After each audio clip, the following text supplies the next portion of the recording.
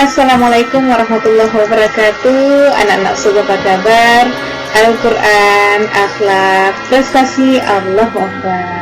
Pada kesempatan kali ini Ustazah akan membahas materi tentang buah tangan, makanan tradisi pada upacara adat Melayu. Ananda, silahkan antum ikuti video ini dengan baik, karena bab ini menjadi salah satu materi yang akan diujikan pada penilaian akhir tahun. Baik, sekarang kita lihat untuk apa kita pelajari bab ini. Yang pertama, untuk menjelaskan jenis-jenis makanan tradisi pada upacara adat. Yang kedua, menjelaskan kapan makanan ini disajikan. Dan yang ketiga, mempraktekkan satu saja makanan khas Melayu dan akan menjadi nilai ujian praktek antum pada semester genap ini. Tugasnya berupa video yang durasinya maksimal 3 menit. Nah, konten video tersebut berupa alat bahan, proses pembuatan, dan hasilnya. Nah, video dikumpulkan bisa melalui WA Ustazah, kirim aja ke WA karena durasinya 3 menit, insya Allah bisa ya. Atau kalau berat di WA boleh kirim ke email. Nah, pengumpulan video ini paling lambat 17 Juni 2021. Insya Allah ini akan menjadi nilai ujian praktek. Baik anak-anak, kita masuk kepada yang pertama, makna makanan bagi masyarakat Melayu. Perhatikan, di sini bagi orang Melayu, makanan itu bukan hanya sebagai kebutuhan dasar ya, yang menjadi kebutuhan pokok kita, namun makanan tradisi merupakan cerminan budaya, identitas atau jati diri Melayu. Makanan tradisi juga menandakan peristiwa penting, karena makanan ini tidak dibuat tiap hari ya, pastinya dibuat ketika ada upacara-upacara adat atau ada hari besar agama seperti Hari Raya Idul Fitri, Hari Raya Idul Adha, dan lain-lain. Dan yang terakhir, makanan merupakan kreativitas, melambangkan kreativitas dari masyarakat yang ada di Melayu. Di sini Ustazah menampilkan gambar galamai ya. Galamai merupakan makanan tradisi khas Melayu. Selanjutnya, kita lihat nilai-nilai dalam makanan. Orang Melayu sangat kaya dengan nilai, apalagi dalam hal makanan ya. Jadi ada nilai dari tata cara meracik makanan, ketika makan, dan bahkan setelah makan. Yuk kita lihat satu persatu. Nah, yang pertama, orang Melayu berpantang bila memakan makanan yang pengolahannya tidak sesuai dengan adat dan adab Melayu. Adat dan adab Melayu. Jadi ada adat, ada adab ya nak. Nah, kita lihat meracik makanan. Orang Melayu pantang memakan makanan atau lauk yang dipotong lurus, harusnya dimiringkan. Jadi misalnya antum minta orang tua untuk memotong ikan misalnya ya, ikan yang habis dibeli dari pasar, maka potonglah ikan tersebut dengan cara dimiringkan seperti ini ya. Perhatikan gambar di bawah. Nah, jangan sampai antum potong lurus seperti halnya kalau kita lihat orang di pasar, para penjual ikan itu memotong lurus ya. Kalau orang Melayu mengartikan potongan lurus tersebut adalah potongan lauk yang akan dijadikan sebagai umpan. Jadi mulai sekarang antum sudah tahu, potonglah lauk tersebut dengan cara dimiringkan. Oke nak, kita lanjut yang kedua. Ketika menyajikan makanan serta saat makan, orang Melayu pantang meminum air yang disuguhkan dengan cara yang tidak tepat. Jadi Ustazah ada gambarnya, ada gambar orang memegang gelas. Nah, perhatikan nih nak, kalau seandainya ada tamu, ada orang yang bertamu ke rumah antum, maka cara antum menyuguhkan minuman jangan sampai seperti gambar ini ya. Kalau kita lihat gambar ini, tangan memegang mulut dari gelas, itu sangat tidak tepat. Karena bagi orang Melayu, orang yang menyajikan seperti ini artinya orang tersebut tidak ikhlas dalam menyuguhkan minuman tersebut. Jadi bagaimana harusnya? Caranya adalah kalau gelas tersebut bertangkai, maka peganglah tangkainya. Namun bila gelas tersebut tanpa tangkai, maka peganglah pinggang dari gelas tersebut. Artinya harus ada jarak antara tangan antum dengan mulut dari gelas tersebut, karena mulut gelas ini adalah tempat yang menempelnya mulut tamu ya. Jadi jangan sampai mana tahu pada tangan kita ini ada kuman atau bakteri yang hinggap lalu akan menempel di gelas tersebut. Nah, jadi mulai sekarang antum sudah tahu ya nak, kita ketika menyajikan minuman kepada tamu, kepada siapapun, maka cara memegang gelas adalah dengan memegang pinggang dari gelas tersebut, atau kalau gelas itu bertangkai, peganglah tangkainya.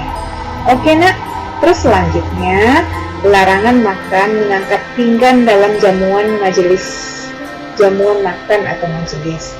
Nah, misalnya antum makan bersama, antum diundang untuk datang makan bersama gitu ya.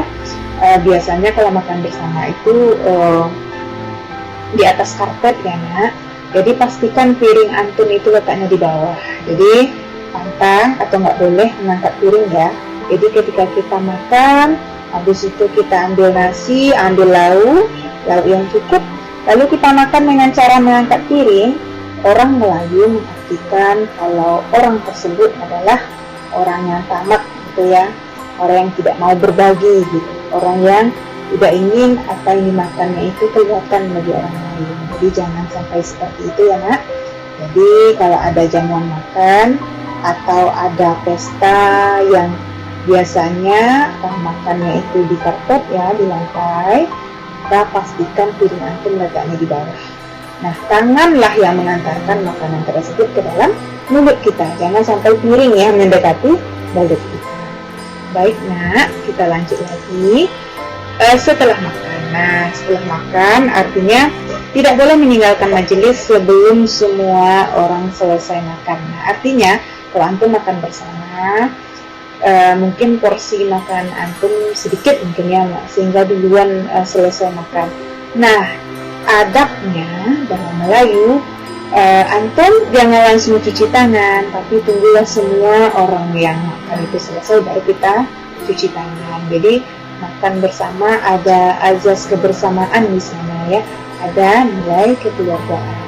Selanjutnya, tidak meninggalkan piring dalam keadaan kering. Piring dibasahi dengan air basuh tangan. Nah, piring kita tadi, ini piring kita habis makan ya. Anggap di sini kita makannya pakai tangan, ini nggak ada sendok ya. Jadi, ketika kita mencuci tangan, maka tuanglah air basuh tangan itu di atas piring kita. Jadi artinya piring kita ini basah oleh air cuci tangan kita. Artinya untuk apa? Biar ibu-ibu yang mencuci piring kita ini tidak kesulitan ya, karena sisa makanan yang mengeras. Jadi sangat kalau saya bilang orang Melayu itu sangat visioner ya nak, diperhatikan sekali adab-adab gitu. Kita tidak hanya makan, tapi kita juga harus memikirkan bagaimana cara ibu kita atau keluarga kita dalam membersihkan makanan kita, piring bekas makanan kita. Jadi seperti itu ya. Jangan lupa selesai makan, piring antum dibasahi dengan air cuci tangan. Oke nak, semoga kita bisa mengerti ya. Nah, selanjutnya jenis-jenis makanan tradisi. Nah, yang pertama hasidah. Nah, kalau untuk cara kerjanya antum bisa melihatnya di buku ya. Tapi Ustazah ingin memberitahukan kepada antum kalau hasidah ini adalah makanan khas tradisi Melayu, khas Riau. Jangan sampai makanan ini hilang ya nak, karena Ustazah pernah melakukan survei ke beberapa kelas.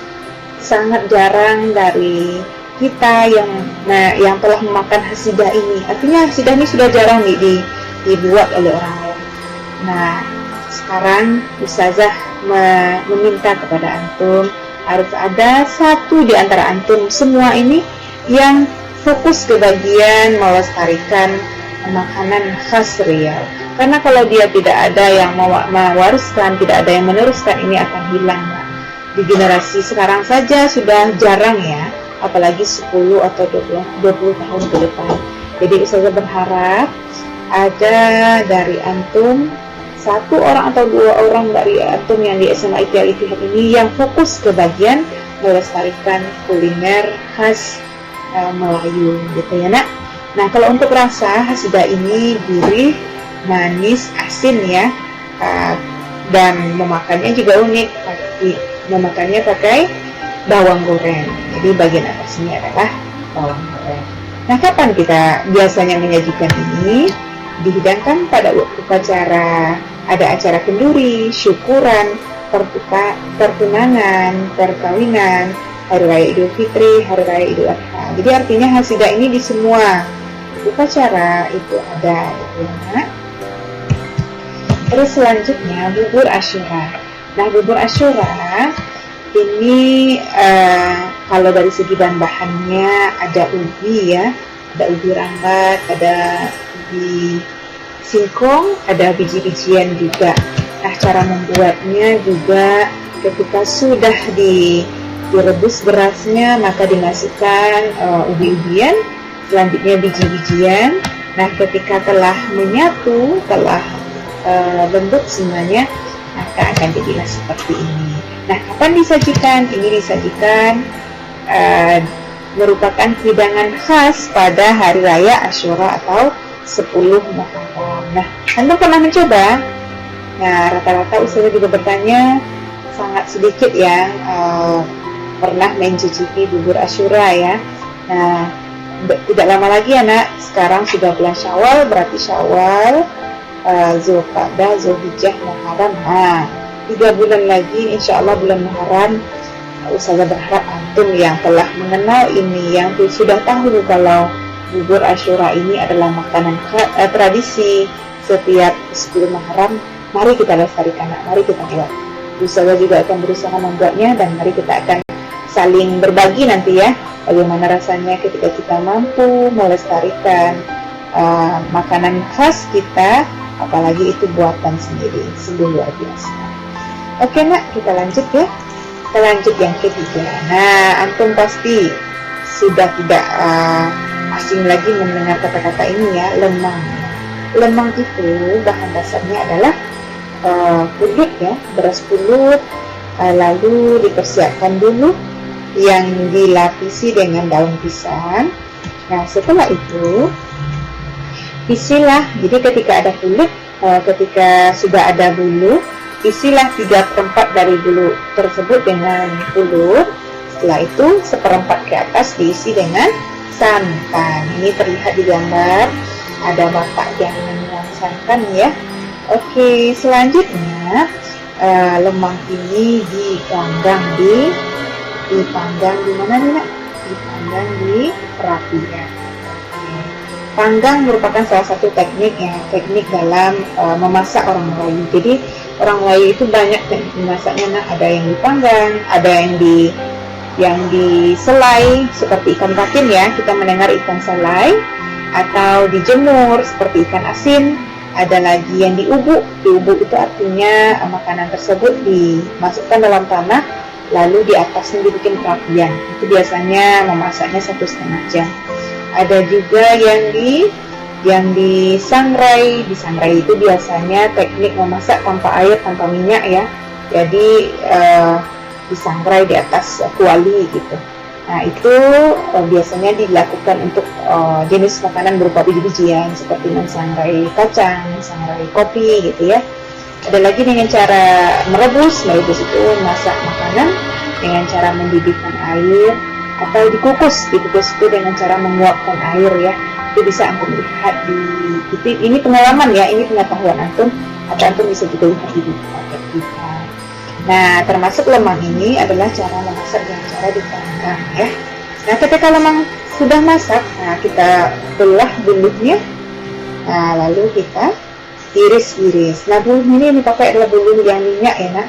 Bulu minyak ini insya Allah tidak hangus ketika dipanggang ya, tidak rusak.